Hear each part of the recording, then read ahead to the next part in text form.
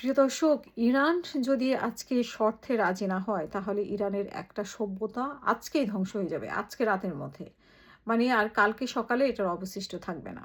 আচ্ছা, আজকে রাতের মধ্যে একটা সভ্যতা ধ্বংস হয়ে নতুন করে তৈরি হবে সকাল, নতুন সকাল। এইরকমই হুমকি দিয়েছে ট্রাম্প। এবং যুক্তরাষ্ট্র আসলে কি পরিমাণ প্রস্তুতি নিয়েছে, কোনো প্রস্তুতি আছে নাকি এই আল্টিমেটামও অন্য আল্টিমেটামের মতো, যেরকম ৫-৬টা আল্টিমেটাম দিয়েছিল যুদ্ধ শুরু হওয়ার পরে ২৮শে ফেব্রুয়ারির পরে, এইটাও কি সেরকম একটা আল্টিমেটাম? নাকি এটা আসলেও কোনো প্রস্তুতি আছে তারা সেটা ঘটাবে? পাল্টা ইরানও কম না। ইরানও পাল্টা হুমকি দিয়ে রেখেছে। যদি সীমা অতিক্রম করে, যুক্তরাষ্ট্র রেড লাইন অতিক্রম করে, তাহলে তারাও মিডল ইস্টের বাইরে এই যুদ্ধটা ছড়িয়ে যাবে এবং মিডল ইস্টের বাইরে চলে যাবে। তাহলে ২ দেশেরই টানা উত্তেজনা। এদিকে খার্ক দ্বীপ নিয়ে আগেই সতর্ক করেছিল ডোনাল্ড ট্রাম্প, কিন্তু আজকে খার্ক দ্বীপে আমরা দেখেছি বিস্ফোরণ হয়েছে। সেটা কতটুকু ক্ষয়ক্ষতি হয়েছে সেটা আমাদের এখনও জানা নেই, কিন্তু আগামীকাল হয়তো আমরা জানতে পারবো আরও কিছু। কিন্তু আজকে রাতটা সবার মধ্যে একটা উত্তেজনা কাজ করছে যে আসলে যুক্তরাষ্ট্র কী পরিমাণ প্রস্তুতি নিয়ে রেখেছে, ইরান কী পরিমাণ প্রস্তুতি নিয়ে রেখেছে, কি হতে যাচ্ছে, ইরানের উপর কী ধরনের হামলা হতে যাচ্ছে, আবার ইরান পাল্টা হামলা হিসেবে কীরকমভাবে মানে প্রস্তুতি নিয়ে রেখেছে, এই জিনিসগুলো কিন্তু একেবারে একেবারেই এখন একটা টান উত্তেজনার মধ্যে আছে। আমরা একটা মানে আমি ডাউনলোড করছিলাম একটা টক শো, যেটা কিছুক্ষণ আগে করেছি। তো এর মধ্যেই মধ্যপ্রাচ্যের মানুষগুলা যারা আমাদের বাংলাদেশ থেকে গিয়েছেন, তারাও অনেকটা আতঙ্কের মধ্যে দিন কাটছেন যে আসলে এই যে এই রেষারেষিটা শেষ পর্যন্ত কোথায় গিয়ে ঠেকে, কোথায় গিয়ে শেষ হবে? আর হচ্ছে যে আসলে আজকে রাতে কি ঘটতে যাচ্ছে? তারপরে অ্যাটম বোম আ প্রয়োগ করা হবে কিনা? নিউক্লিয়ার, পারমাণবিক, এই শব্দগুলো একটা আতঙ্ক তৈরি করে রেখেছে।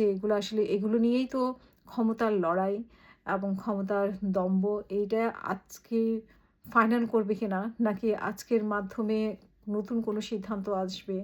আর আজকে নিশ্চয়ই মানে হামলা হবে, কঠিনভাবে হামলা হবে। যদিও এর মধ্যে ভাইস প্রেসিডেন্ট বলেছে যে যুক্তরাষ্ট্রের আলোচনা চলছে, নেগোশিয়েশনের বিভিন্ন সমঝোতার। এখন এমন শর্ত, মানে যুক্তরাষ্ট্র ইরানের শর্তগুলো মানতে রাজি না, কোনোভাবেই রাজি না। আবার ইরানও যুক্তরাষ্ট্রের কোনো শর্তই মানতে রাজি না। সো এই যে এর মধ্যে সমঝোতা কিভাবে হবে সেটাও একটা বিষয়। বিশেষজ্ঞদের মতো আসলে এখানে সমঝোতা হবে না। শেষ পর্যন্ত যুক্তরাষ্ট্রকে নাকে খত দিয়ে ফেরত আসতে হবে নিজের ঘরে নিজে, এবং এই যে একটা ভুল ধারণা নিয়ে একটা ভুল যুদ্ধে জড়িয়েছে, তার খেসারত কিন্তু পুরো পৃথিবীকে দিতে হবে এবং যুক্তরাষ্ট্রকে তো দিতেই হবে। ডোনাল্ড ট্রাম্প সরকারকে বিশেষ করে এর খেসারত দিতে হবে।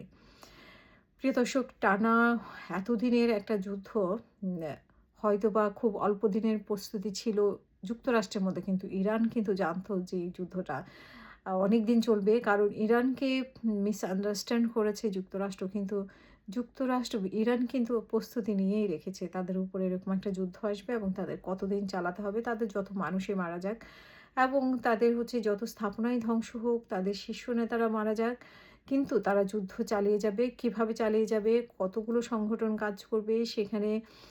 আইআরজিসির কথা বারবার উঠে আসছে, কিন্তু আইআরজিসির পরেও আরও অনেকগুলো তাদের এরকম আ মানে মানে আছে যারা গোষ্ঠী আছে যারা কাজ করবে, প্রস্তুত করা আছে, এরকম অনেকগুলো সংগঠনে আছে।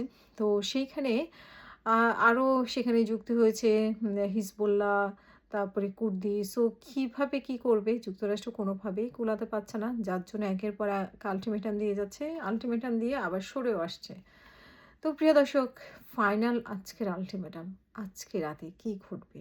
এমনটাই উত্তেজনা কাজ করছে সবার মধ্যে, আপনার মধ্যে, আমার মধ্যে, এবং আতঙ্কও কাজ করছে যারা ওইসব দেশে থাকেন তাদের জন্য। বিশেষ করে ইরান, মধ্যপ্রাচ্য এবং আ যুক্তরাষ্ট্র তো আর কিছু করতে পারবে না। ইসরায়েলের উপরে, ইসরায়েলের মানুষগুলো।